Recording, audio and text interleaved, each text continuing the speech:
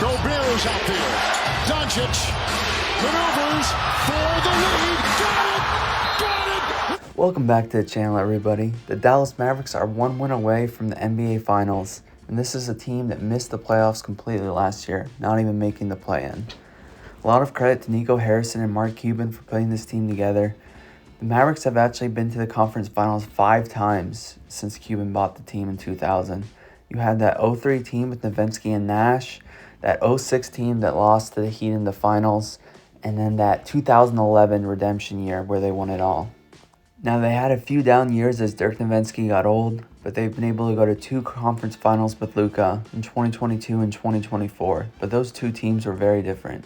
Now, for all 5 of these runs, they had either Luka or Dirk, but they've put really good teams and a lot of different moves and changes around them. The Mavericks would become an NBA team in 1980, and they would have marginal success throughout the decade. They had some good players like Ronaldo Blackman and Mark Aguirre, who was their first overall pick in 1981.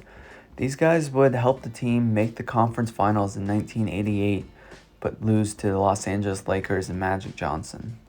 The 1990s would not be as good of a decade for the Mavericks.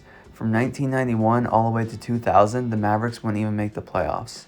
But in the 1998 offseason, they would draft Dirk Nowitzki out of Germany and trade for Steve Nash from the Phoenix Suns to start putting a competent team together. Nowitzki would average almost 18 points his second year in the league. Nash would take a little longer to get going, but by the 2000-2001 season, Nash had broken out. On January 4th, 2000, Mark Cuban would buy the Dallas Mavericks and change the future of the franchise for decades to come. No other owner would be as prominent sitting courtside or as influential in making big-time decisions for their franchise as Cuban would be for the Mavericks. In 2003, the Mavericks would go back to the conference finals for the first time since 1988. With Nash and Nowitzki as their leading guys, they would win 2 series before losing to the Spurs in the conference finals. While it was a good run, the Nash-Nowitzki era would end a year later in the 2004 offseason when Steve Nash would sign with his former team, the Phoenix Suns. The Mavericks obviously missed out on the next few years of Nash, as Steve would go on to win 2 MVPs with the Suns. The Mavericks would still have good players over the next few years, guys like Michael Finley, and then that 2006 finals team would have guys like Josh Howard, Jason Terry, Jerry Stackhouse help them reach the NBA Finals. Unfortunately for the Mavericks, they would run into a talented Miami Heat team with guys like Dwayne Wade and Shaquille O'Neal, and the Mavericks would lose in 6 games. To make matters worse, the following year the Mavericks would have the number 1 seed but lose to the 8-seeded Golden State Warriors. The Mavericks would stay contenders over the next few years, but it wasn't until the 2010-2011 season when they had assembled a roster that could get them back to the finals. They had guys like Sean Marion, Jason Kidd, Jason Terry was still on the team, Tyson Chandler, a bunch of guys that were deep into their career but hadn't won their first championship yet. In the finals, they met up with Miami again, the team that had beat them 5 years earlier. Only this time they had LeBron and the Heatles, bringing in LeBron James and Bosh to pair with Dwayne Wade. The Mavericks were big underdogs in this series, but great play from guys like Jason Kidd, Dirk Nowitzki led the Mavericks to an upset victory and really changed the legacy for Dirk, giving him that signature moment in his career where he won the championship over LeBron in a legendary postseason run. Not only did they beat LeBron, but they also made it through KD and Westbrook in the conference finals and the defending champion Kobe Bryant and the Lakers in the semifinals. So it was a legendary run that really changed the outlook of the Dallas Mavericks franchise. But in the following years, things wouldn't be as good as Dirk Nowitzki would start to get old and the team would enter more of a rebuilding phase. During this time, though, the Mavericks would start acquiring role players that would impact their team to this day. They traded for Dwight Powell in 2014, mostly part of the Rajon Rondo deal, but Powell still is on the roster today. They drafted Dorian Finney-Smith in 2016, and in 2017, they signed undrafted rookie Maxi Kleber. 2018 was really when this era began, though. This was the draft that had Luka, Dončić, Trae Young, and that draft night trade that saw Luka go to the Mavericks in the number 3 pick and Trae go to the Hawks. Like, talk to me about drafting Luka. What was that process like? So, like, our scouts had it DeAndre Ayton number one, and our analytics had Luka number one, right? So I ended up getting on the phone with the Hawks owner, and we hashed it out ourselves. And it was like, look, the general managers, they're all over negotiating, owner to owner, let's just get this done. And with about 15 minutes to go before our pick, we got it done. The Mavericks didn't just land Luka in this draft, though. In the second round, they would take Jalen Brunson out of Villanova, who was coming off of a national championship in college. Luka would make his impact on the team right away, as he would average 21, 8, and 6 his rookie year, powering his way to Rookie of the Year, and showing that he could be the Mavericks' franchise centerpiece moving forward. Now that the Mavericks knew they had their guy, they were ready to start building out the rest of the roster. They would trade Dennis Smith Jr., DeAndre Jordan, and 2 future first-round picks to acquire Kristaps Porzingis from the New York Knicks. They would also acquire Tim Hardaway Jr. and Trey Burke, who would go on to play a role for the Mavericks. This would end up being Dirk's last season with the Mavericks, as he would pass the torch on to Luka as the new franchise player. In the 2019-2020 season, Luka would take another step forward and make his first All-Star team. The Mavericks would also land in the playoffs this year, this being the 2020 COVID bubble year. Luka would have some amazing performances as an upstart 7th seed, but they would lose to the Clippers in 6 games. In the 2020 draft, the Mavericks would select Josh Green out of Australia with the 18th pick. They would finish as the 5th seed in the West this year and once again be matched up against the Los Angeles Clippers. This time the Mavericks would take the series to 7 games, but once again fall short as the Clippers would move on to the next round. In the middle of the 21-22 season, the Mavericks would give up on the pairing between Luka Dončić and Kristaps Porzingis. Porzingis dealt with injuries during his time with Dallas, and they never made it out of the first round. It's many things. Majority on my part for sure. And then I wasn't that much into analytics and numbers. Do you feel like there was a little bit of a young bull with you, specifically with like the Luka dynamic? Is that fair? Young bull? Young bull. What Like does that mean? like a pissing contest. Early on for sure. Yeah. At this time, Porzingis' trade value was at an all-time low, and all they would get back is Spencer Dinwiddie and the bad contract in Davis Bertans. Dinwiddie would give them another playmaking option to pair with Luka Dončić and a newly emerging Jalen Brunson. In the 21-22 playoffs, the Mavericks would go on a run, beating the Jazz in the first round, and in the second round, taking out the defending Western Conference champion Phoenix Suns, including routing them on their home floor in a Game 7. This Dallas Mavericks team wasn't expected to make a run like this, but Luka was starting to show that he was one of the best players in the league. But during this run, Luka even missed a couple games, and you had guys like Jalen Brunson step up in his place and put up some huge performances to keep the Mavericks alive. The Mavericks would end up losing in the Western Conference Finals to the Golden State Warriors in 5 games.